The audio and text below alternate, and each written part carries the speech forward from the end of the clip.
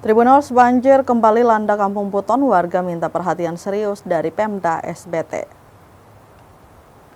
Warga Kampung Puton, Desa Limumir, Kota Pula, Kabupaten Seram, bagian timur SBT kembali dilanda musibah banjir.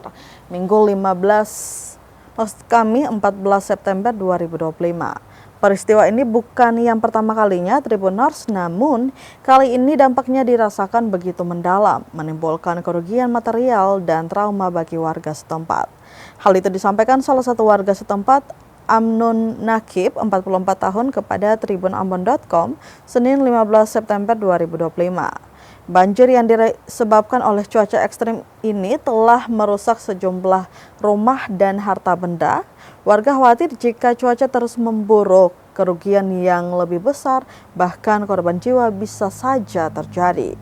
Mereka berharap ada solusi permanen agar musibah ini tidak terulang kembali di masa depan.